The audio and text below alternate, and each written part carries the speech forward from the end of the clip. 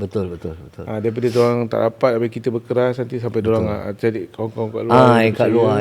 Mak bapak aku tak boleh buang, mak aku pun tak faham aku. Cari orang luar lah. So that's why it's difficult already lah.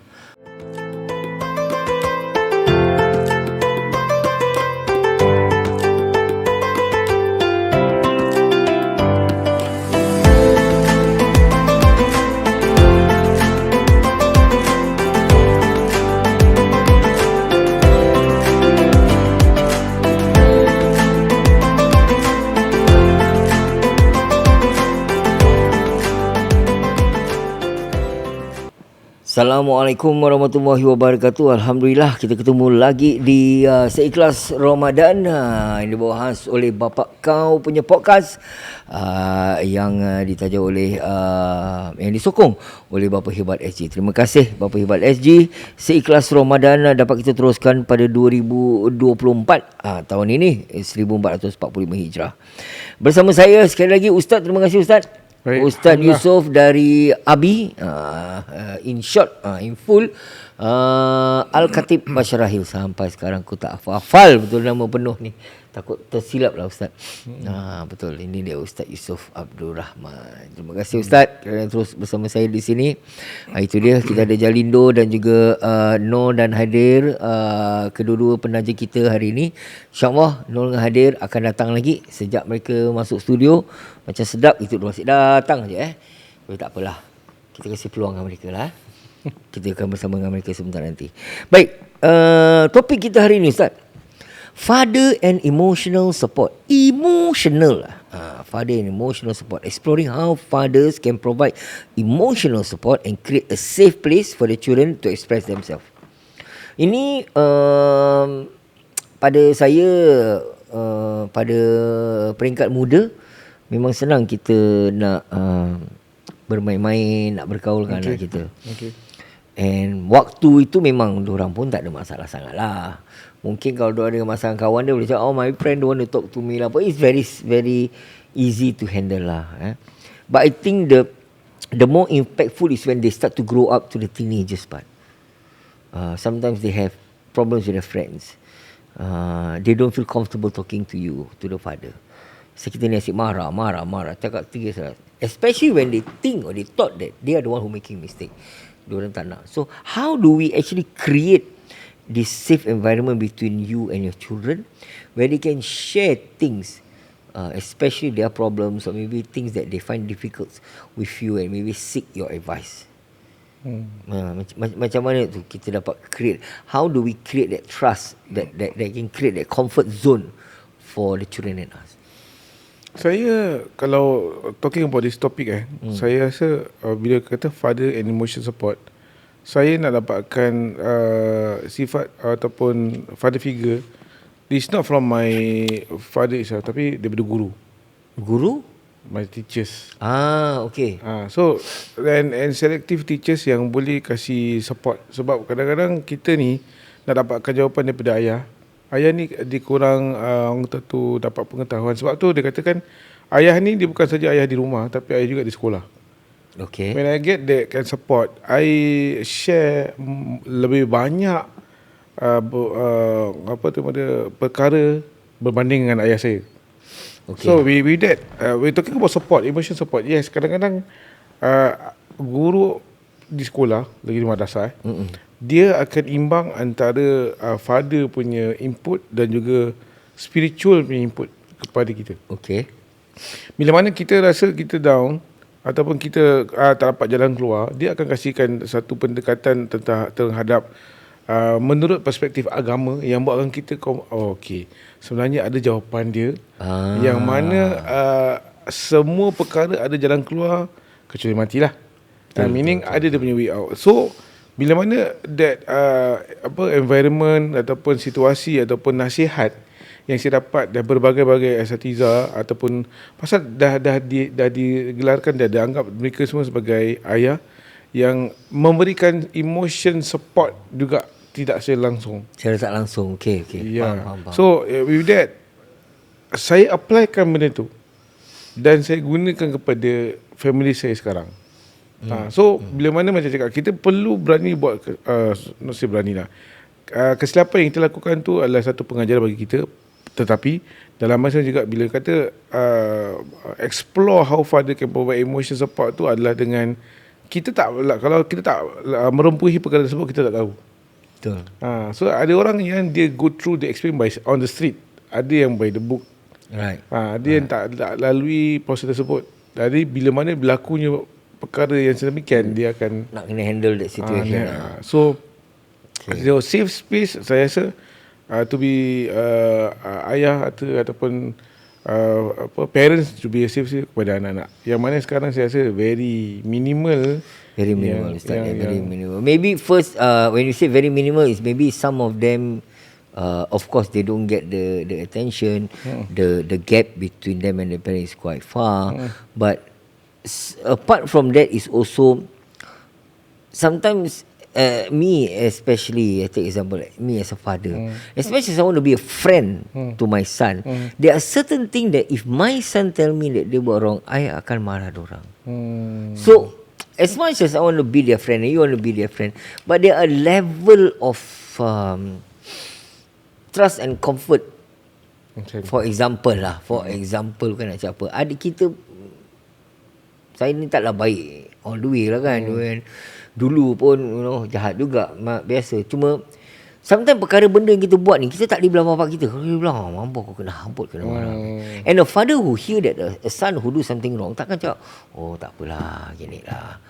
No, I don't know, but I find it's very hard lah. But you need to control that situation. Yes, you need to as long as it's, but there's always a line to draw lah. I think there's always landasan or line to draw the limit where okay, I can be your friend, but this part I'm your father. I'm here to not only educate but to make sure that this is wrong. You should be doing this. So maybe the aftermath of it, since you have done this, then kau patut minta maaf ke, kau mesti gini ke, that kind of thing. You have to, tak boleh kan sangat, okay lah, biarkan lah. So I think it's very very important for the father to understand the role kat sini. So as much as they cakap how you want to provide emotional, yes, you can provide emotional support, that's for sure, to make sure that your children, your son, your daughter are at your comfort level. That's important. To me, for the children to come back to us seeking for comfort is very important lah. Kalau tak kita, mak bapak, siapa lagi? And we don't want them to go and look for somebody outside, strangers, for comfort rather than us, betul tak? So we really need to handle the situation carefully lah. Yeah. Betul tak? So create a safe space for the children to express themselves tu maksudnya keselesaan bagi anak-anak untuk berbual dengan kita. Saya itu perlu juga. Betul. Daripada diorang tak dapat, habis kita berkeras nanti sampai diorang cari kawan-kawan kat luar. Kat luar. Mak bapak aku tak boleh buat, mak aku pun tak faham aku. Cari orang luar lah. So that's why it's difficult already lah. So, kalau dapat yang cari yang bagus ni okey, tapi kalau jumpa yang bagus kat luar, kalau yang kat luar pun kena 2x5, selamatlah kan, betul tak? So that's why I say, for us as a parent, as much as we want to hear and be a friend to them, but there's also a line to draw lah. But we have to be very strong in that lah. Very strong in that. So emotionally buat ayah pun nak kena ada kuat supaya dapat memimpin keluarga dengan baik. Betul. Dan harap mereka pun selesa sampailah mereka dewasa. Betul. Ni hari ni 17 Ramadan, Ustaz. Okey. 17 Ramadan. Yes. Kita dah nak sampai dekat dengan satu malam Lailatul Qadar. Tapi sebelum Lailatul Qadar tu, mungkin ada yang nak dikongsi, Ustaz. Bulan Ramadan kita dah sentuh Ramadan ni penghulu bulan. Betul. Kalau hari dia hari Jumaat. Hari Jumaat penghulu hari. So dalam bulan Ramadan ni kita dianjurkan banyak aktiviti yang kita buat. Alhamdulillah kita dah pertengahan. Tapi ada satu peristiwa ni, satu perkara yang kita nak kena tahu adalah tentang malam yang mana diturunkan Al-Quran. Betul. Bulan Ramadan. Nuzul Al-Quran jatuh pada jumhur majoriti mengatakan pada tanggal 17 Ramadan. And we are now here 17 okay. So pada 17 Ramadan kita faham Al-Quran diturunkan berperingkat-peringkat kepada Nabi Muhammad. So Allah SWT kata-kata Allah diturunkan kepada Nabi Muhammad melalui Jibril AS pada malam ataupun pada bulan Ramadan. So kaedah dia macam mana? Jibril baca, Nabi dengar, Nabi baca, Jibril dengar. Okay. So it's a form of talaki. So the form of talaki punya part is that macam mana Nabi beritahu membaca adalah daripada Jibril yang menyampaikan wahyu tersebut. So with that, apakah dia punya moment yang diturunkan kepada Nabi Muhammad adalah ketika Nabi Muhammad berada di Gua Hira. So on that peristiwa Di Gua Hira, ya betul. on that peristiwa mengatakan bahawasanya Ramadan adalah diturunkan Quran, tetapi bagaimana dia proses dia adalah berperingkat. Okay. Daripada Sidratul Muntaha turun kepada langit dunia, daripada langit dunia turun kepada Nabi Muhammad SAW berperingkat. So on that peristiwa kita dianjurkan untuk membaca Quran, pahala pun berganda pada bulan Ramadan. 17 Ramadan. Sebab tu setiap masjid yang ada, mereka akan, not all of course, dia akan cuba menghatamkan Al-Quran pada tanggal 17 Ramadan. In Maknanya diorang baca Al-Quran ni sebelum bulan Ramadan lah. And then diorang plan target sampai 17 diorang khatam. So ada yang start on 15 Syaban, after ada yang start on 15 Syaban, ada yang start on 17 Syaban. Jadi bermakna orang kata tu akhir pada tanggal 17 Ramadan. Okay. So kita galakkan mudah-mudahan Allah Ta'ala memberikan kita kesempatan. Amin. Tak boleh khatam dalam Ramadan, cuba at least one day, one ayat. Yang baru nak start lah kan. Betul. Yang dah mungkin dah cuba dah laju, mungkin try to khatam in the month of Ramadan. So mungkin belum lagi lewat untuk kita nak. Memang saya alhamdulillah lah, tiap-tiap bulan Ramadan saya cuba khatam Al-Quran in the month of Ramadan. Alhamdulillah. Saya jadikan satu rutin. Jadi saya satu anjuran yang baik. Mudah-mudahan kita semua pun belum boleh khatam Quran, mungkin one day one ayat. InsyaAllah. One day one page kalau dah upgrade. InsyaAllah.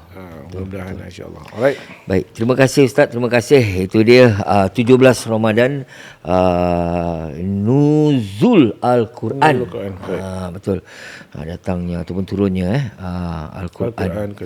Alhamdulillah. Baik, sebelum kita mengakhiri, saya ingin mengucap terima kasih kepada semua yang terus mendengar kami dan menyokong kami, dan juga kepada penaja kita iaitu Jalindo. Terima kasih Jalindo. Itu dia Jalindo, pilihan anda, amanah kami yang paling jago Jalindo. Pengiriman barang daripada Singapura ke Indonesia, ataupun kalau ada barang dari Indonesia nak ke Singapura, anda boleh hubungi mereka di 92482596, 92482596. Telefon, WhatsApp, WA, WAO pun boleh, semua boleh. InsyaAllah mereka akan membantu anda mengendalikan pengiriman anda ke Indonesia ataupun ke Singapura.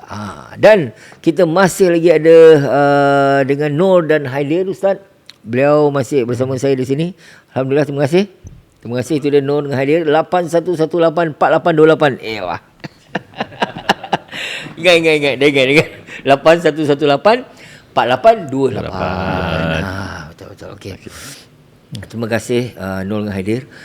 Ini daripada pertama korang datang sampai hari ni dah ke 17 Ramadan. Betul. Kita dah berbual pasal PTO lah. Kita berbual pasal resale lah. Memang benda ni tak habis berbual. Betul. Saya ingin ucap terima kasih atas perkongsian yang telah pun dikongsi kepada pendengar yang mana dapat memfaedahkan apa yang dikongsi. Alhamdulillah. Sekarang ni nak tanya pula, ni Ipat dah babak kata orang tu half century Ustaz. 50 half century. Tahun ni saya dah 5 series. 5 series Ustaz. Dah 5 series. Alhamdulillah. Saya betul-betul bersyukur. Dah sampai ke 5 series. Bila aku dah kat 5 series ni, aku dah perasan tu, ramai kawan-kawan aku yang sewaktu dengannya. Dia macam start jual rumah. Okay. Macam umur kau dah, anak kau dah besar-besar. Isteri aku dah pernah tanya, Cak, sudahlah. Anak kita dah nak besar, kau tunggu diorang kahwin, diorang duduk sendiri, kita settle dah lah. Nak pindah-pindah ni penat. But why? Apa yang buat?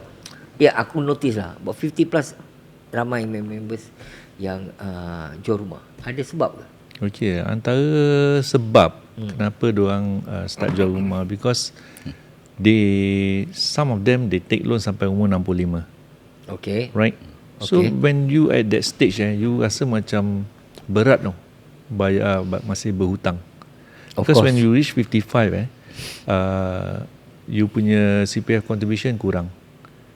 might nanti you kena tambah cash every month. Yeah, then it's very Berat lah. berat. Berat. Quite burden lah already. Burden lah. And then diorang pun when you reach 55, you punya kerja goyang juga. Diorang pun takut kehilangan pekerjaan. Habis rumah mesti nak bayar ni macam mana ni? Betul. So it's the one of the reason lah. Of course there's another reason also. So because of that, they decided to sell the house. They decided, yes. But wouldn't, if you sell a house, you need to buy one. You buy, you still need to loan again, what? Betul. Okay, but we go to the reason lah. Why they want to. Actually, if you ask me, kenapa diorang nak jual, there's a lot of factors lah. One of it is because of the loan to value lah. Bila you beli rumah, selalunya kita akan bayar menggunakan CPF kan. Betul. Tapi there is a point in time when you already reach the valuation limit of the CPF. So walaupun kadang-kadang duit kita masih ada kat dalam CPF, tapi CPF board kata dah tak boleh pakai lagi. You have to pay cash. I have to pay cash for the house? You have to pay cash for the house because you already hit the valuation limit of the house.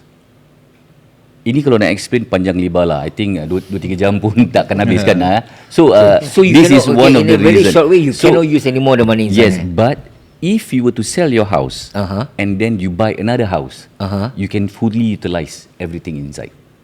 That's why diorang jual, diorang beli lagi satu.